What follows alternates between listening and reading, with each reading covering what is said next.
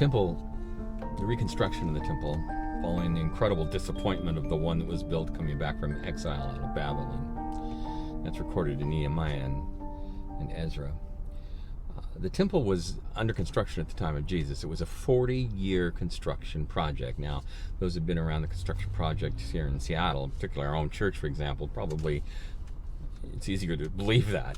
But this was a 40-year construction project, and it was not yet done. But it was it was one of the 7 wonders of the world, gold-laden, and just incredible place that was the glory of Israel, and was the political power of an Idumean king who Rome allowed to be over the Jewish people in their place. And though he was brutal and was certainly not loved by his people, they appreciated a number of things he protected, the temple being one of them. It is politically and socially and culturally a scandal that the story of the woman who came to the temple with only her 2, whatever they were, 2 pennies, shall we say, with nearly nothing, that Jesus said that she shall be heard of wherever my gospel is spoken of. And she comes in and she gives her best, and it's nothing. You can imagine the snarl that had happened by the priest who was exchanging, let's say, her 4 pieces of Roman coin, which had to be changed in order for it to be sacred, to temple monies, and that at a significant interest rate. And so now she walks away instead of 4, she has only 2. She would go into the place where women could be, which in Israel, the incredible thing is, women actually could go into the heart of the faith. It was a radical change from any other faith tradition at the time.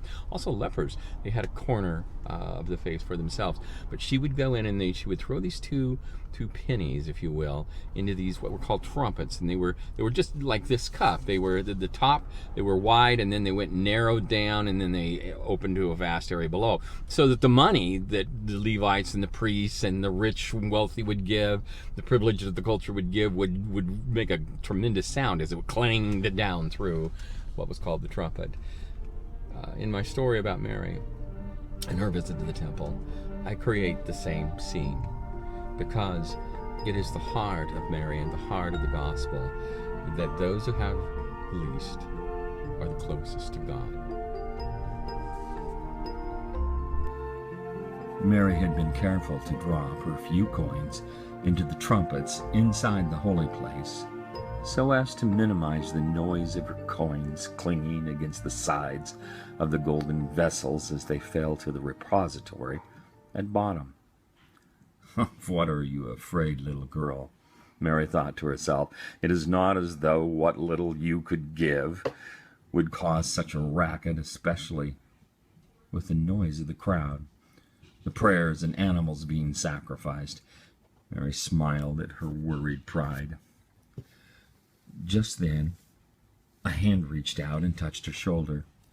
She turned into the smiling and welcome face of her uncle, Zachariah.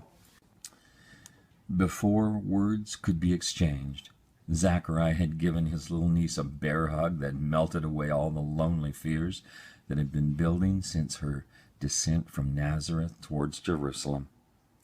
Like a dam bursting, Mary broke out into a deep and repetitive sob that took Zachariah by surprise.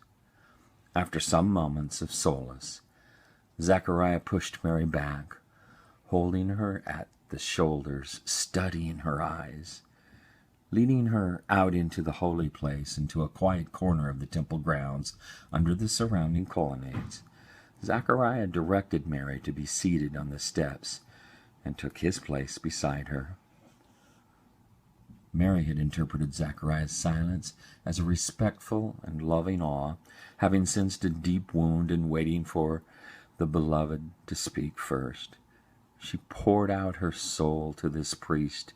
Mary kept looking for the shocked and defensive distancing, but found only an accepting and mysterious calm. Finally, she was done. She felt consoled in her heavenly Father's home and by one of his own. She looked up and into her uncle's face, awaiting his words of wisdom and comfort. To her surprise, Zechariah did not speak, but instead took out a tablet he had been carrying and began to write. He wrote for some time. Mary watched, a little confused at such a response, but honoring him as he had her. Then Zechariah handed Mary the tablet, and as she read, Mary began to realize that her journey was part of a much larger narrative being written by the God of Abraham, Isaac, David, and perhaps even her Joseph.